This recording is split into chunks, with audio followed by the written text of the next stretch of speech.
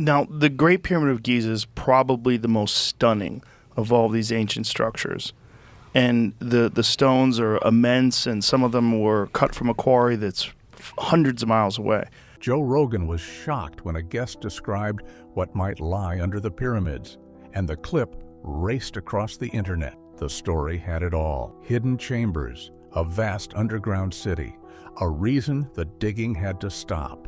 But the most shocking part isn't what's supposedly down there. It's the actual reason we can't dig under the pyramids, and it has nothing to do with a cover-up. So what did the radar really see, and is it real? The underground city that wasn't. What the radar really saw, according to one team, was staggering. In March 2025, 3 researchers held a press conference and announced that, using a technology called synthetic aperture radar, they had detected enormous structures under the Pyramid of Khafra. They described 8 vertical shafts plunging over 600 meters into the earth, spiral staircases winding down them, and a vast underground city stretching 2 kilometers beneath the plateau. The story exploded. Clips raced through social media, onto major news sites, and straight on to one of the biggest podcasts in the world. For a few weeks, it felt like the pyramids had finally given up a secret. The detail most retellings left out is that the announcement was not a scientific discovery. The team had not published their work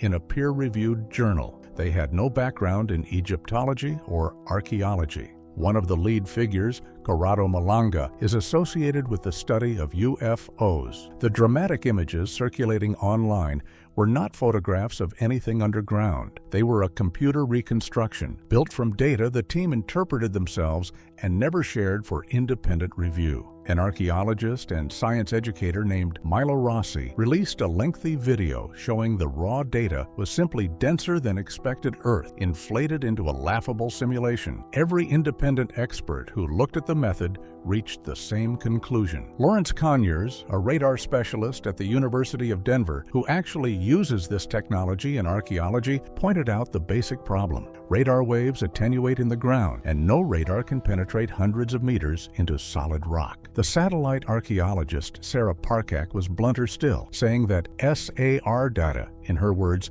cannot see through rock, period. Zahi Hawass, the former Egyptian Minister of Antiquities, called the whole claim baseless and pointed out that his ministry had never granted the team any permit to work at the pyramid. Fact-checkers at AFP and Snopes followed, rating the whole thing unproven and greatly overstated. This is the pattern worth pausing on. A dramatic claim, a viral clip, a shocked host, and no peer review anywhere in the chain. The claims came first. By the time fact-checkers and specialists weighed in, the story had already been watched by millions who would never see the correction. So, when a discovery surfaces in a press conference before it appears in a journal, whose job is it to check whether it is actually true? But the deeper reason this claim fell apart is not just bad methodology. It runs into something far more stubborn than a flawed radar reading. So what is actually down there that stops the shovels? The water table. What is down there is water. The Giza Plateau sits above a water table that, according to a 2019 study, lies only a few dozen meters beneath the surface. That is the unglamorous, unshakable fact that every would-be digger runs into first. You do not have to go very deep at Giza before the ground starts to seep, and then to flood. Digging at Giza is less like mining and more like trying to carve a basement below the waterline of a lake. This is not speculation. It is documented geology. There is already a structure at Giza that proves it. It is called the Osiris Shaft, a vertical tomb complex sunk into the bedrock near the pyramid, excavated in stages across the 20th century by the archaeologist Salim Hassan, and later re-examined by Zahi Hawass. The shaft descends through 3 levels, more than 30 meters down, and the lowest chamber is permanently underwater. The groundwater rose into it long ago and never left. That is what happens at the bottom of a deep hole at Giza. It is also why the shaft's excavation took decades, and why its lowest chamber has never been fully drained. Now hold that image in mind and return to the viral claim of 8 shafts plunging 600 meters into the earth. Even setting aside that no radar can see that deep, the geology refuses to cooperate. A shaft that deep would sit hundreds of meters below the water table, inside saturated limestone. It would not be a hidden city. It would be an underground lake. The bedrock itself, dense marine limestone laid down tens of millions of years ago, is the wrong material for vast hollow chambers on that scale. A structure that size would collapse, fill with water, or both, long before anyone could walk through it. A hidden city needs dry, stable rooms. Giza offers neither. This is why experienced archaeologists roll their eyes at the underground city graphics. They are not protecting a secret. They are looking at a claim that ignores the single best understood feature of the site: the water that has been there since long before the first stone was laid. The ground under Giza is not empty and dry. It is wet, and it gets wet fast. Any team that tried to excavate would need constant pumps, and even then the walls would close in on the diggers within hours. So even if you had a permit and a crew and a bottomless budget, the water would stop you long before you reached anything mythical. But the water is only half of the reason the digging does not happen. The other half is the monument itself, which has a problem of its own, one that the people charged with protecting it describe in unusually blunt terms. What is happening to the pyramids that makes digging the last thing anyone should do? A pyramid with cancer. What is happening is that they are slowly being damaged by the very people who come to see them. The Great Pyramid, when open, can receive thousands of visitors a day. Every one of those visitors breathes, and every breath carries moisture. Inside the sealed chambers, that moisture settles on the limestone and deposits salt, which builds up, crystallizes, and forces cracks into the stone. Zahi Hawass has described finding salt deposits on the chamber walls up to 2 centimeters thick. The salt does what salt always does. It expands as it crystallizes, prying the stone apart, grain by grain, until a wall that has stood for 45 centuries begins to split. He has used an even blunter word for the state of the Sphinx. He says it has cancer. The mother rock it was carved from has been deteriorating for centuries, and well-meaning restorations that sealed the limestone with cement only trapped moisture and made it worse. Conservation at Giza is not a side project. It is a constant, expensive fight against the breath of the crowds and the chemistry of the stone, restoration after restoration for 100 years. This is why the people in charge are so reluctant to let anyone cut into the bedrock or drill into the monuments on the strength of a radar anomaly. As Hawass put it years ago, you cannot give permission to dig into the natural rock of the Sphinx on the basis of anomalies, because faults and natural features produce anomalies too. A reading that looks like a chamber can just be a crack in the rock. The priority has to be saving what is already crumbling. So, which matters more? The discovery we might make, or the monument we already have? He has gone further than that in interviews. He has said that if he had the power, he would close the pyramids and the great painted tombs entirely, because they are things the world cannot replace. UNESCO has warned that at the current rate of mass tourism, some of these monuments could be effectively finished within 200 years. That is the calculation the authorities are actually making, and it leaves very little room for speculative excavation. A drill hole today is a wound the monument will carry for the rest of its existence. So the second reason the digging does not happen is that the site is fragile, busy, and deteriorating, and the people responsible for it have decided that preservation beats curiosity. But before assuming they have given up, consider this. They may not be digging, but they have been looking with every modern tool that requires no cut into the stone. And what those tools have already found is real. What have we already seen beneath the pyramids without digging at all? We've already looked down there, quite a lot as it turns out. The Great Pyramid has a chamber cut into the bedrock beneath it, the so-called subterranean chamber, around 30 meters down, cleared and documented nearly 2 centuries ago. It was left unfinished, and no one is certain what it was for, but it proves the point that there is already known, accessible space beneath the monument, mapped long before any radar claim made the news. It is simply not the kind of dramatic secret the viral stories imagine. The Osiris shaft, the same flooded complex from the last chapter, is another. It is a real documented structure sunk into the Giza bedrock, complete with chambers and a sarcophagus, and its lowest level is exactly where the groundwater sit. These are not rumors or anomalies. They are stone and air and water, found and recorded by archaeologists over many seasons of careful work. None of it required a viral press conference to be taken seriously. And then there are the voids inside, found by a method that needs no digging at all. In 2017, an international project called Scan Pyramids published a finding in the journal Nature. Using muon tomography, which tracks subatomic particles that pass through stone the way X-rays pass through flesh, 3 independent teams detected a large void above the Grand Gallery, at least 30 meters long, that no one had known was there. It was the first new major internal space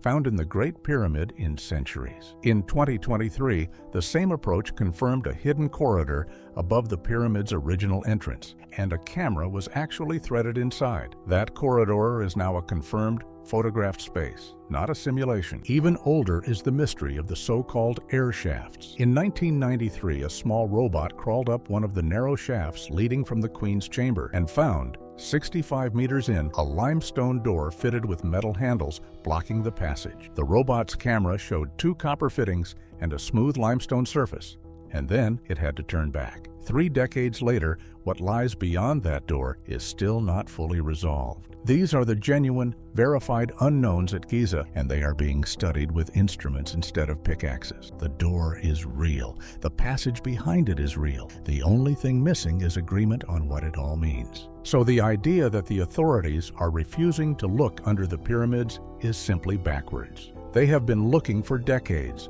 with muons and robots and radar, and they keep finding real things. None of it required a single destructive cut into the monument. But if the real mysteries are being solved this way, one question remains about where the most famous of all the hidden chamber stories actually came from. So who first told the world there was a secret library under the Sphinx, the Hall of Records, and the Sleeping Prophet? It came from a man in a trance. In the 1930s and 1940s, an American psychic named Edgar Cayce, called the Sleeping Prophet, gave thousands of readings while in a self-induced sleep state. Among them were vivid descriptions of a Hall of Records, a hidden chamber near the Sphinx said to contain the written history of the lost civilization of Atlantis, buried there around the year 10,500 BC by refugees from a sinking continent. Cayce placed it with remarkable specificity right at the paw of the Sphinx and dated it to the distant past. His followers, organized through an association that still exists, took the claim as gospel. The detail that gets lost is that none of this is an ancient Egyptian tradition. There is no such chamber in any Egyptian text, and the Atlantis story itself was popularized centuries later, most famously by the Greek philosopher Plato. The Hall of Records is a 20th century addition to the Giza myth, created by a psychic in Kentucky and carried forward by his devoted followers, who helped fund genuine geological surveys at the Sphinx, hoping to prove him right. The Hall of Records is, in short, a modern invention wearing an ancient costume. Those surveys did produce something. In the 1990s, ground-penetrating radar detected anomalies under the Sphinx's front paws, roughly where the legendary chamber was supposed to lie. For a moment, it looked like the myth might have legs, but when the anomalies were investigated, they turned out to be natural cavities and fissures in the limestone, the kind the geology of the plateau produces on its own. The archaeologist Mark Lehner, who has spent his career at Giza, concluded there was no man-made chamber there. The rock had simply done what rock does, and the instruments had read too much into it. That is the difference between an anomaly and a room. The story survives anyway because it is a better story. A secret library of a lost civilization is far more exciting than the truth that the ground beneath the Sphinx is full of the same natural cracks as the ground anywhere else. And once a claim like that enters the internet, it never really leaves. It just waits for the next radar anomaly to attach itself to. Every few years, a new scan or a new claim revives it, dressed in whatever technology is current. So the single most famous reason people believe something is being hidden under the pyramids turns out to be a sleeping psychic stream, checked against the rock and found empty. That does not mean there is nothing left to find at Giza. It means the finding has to be done the right way, with the tools that already work. So what does it actually look like when a pyramid is read correctly? And why is that method winning over the shovels? The right way to read a pyramid. It looks like muon tomography. The same technique that found the real void inside the Great Pyramid is the answer to almost every question about what is hidden there. You do not need to cut into the stone. You set up detectors that catch naturally occurring subatomic particles raining down from the upper atmosphere, particles that pass through solid rock and emerge weaker where there is more mass and stronger where there is empty space. Over weeks, a picture builds of the interior without a single scratch to the surface. It is slow, unglamorous, and almost impossible to turn into a viral thumbnail. Compare that to the debunked underground city claim.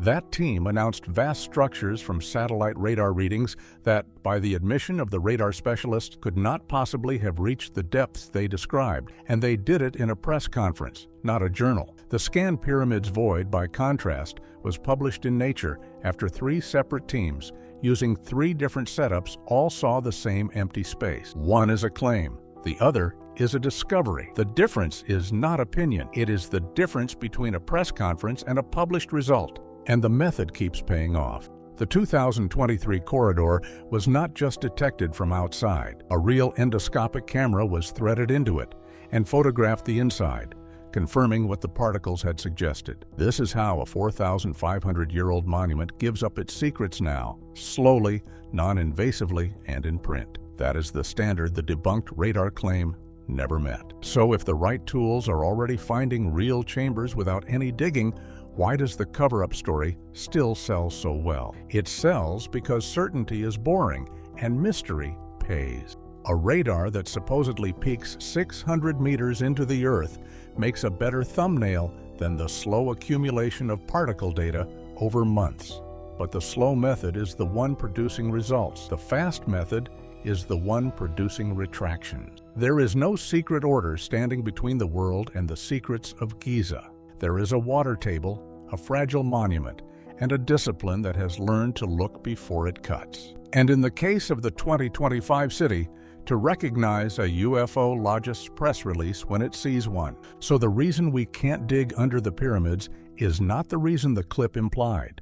It is not a hidden city being protected. It is the wet rock, the crumbling stone, and the breath of millions of visitors wearing the place down year by year. The real mystery of what lies beneath is not being suppressed. It is being read the right way by people who would rather find the truth slowly than sell a fantasy fast. Joe Rogan was right to be shocked, just not for the reason claimed. The real reason we can't dig is the water a few dozen meters down, the salt, and the crowds wearing it down.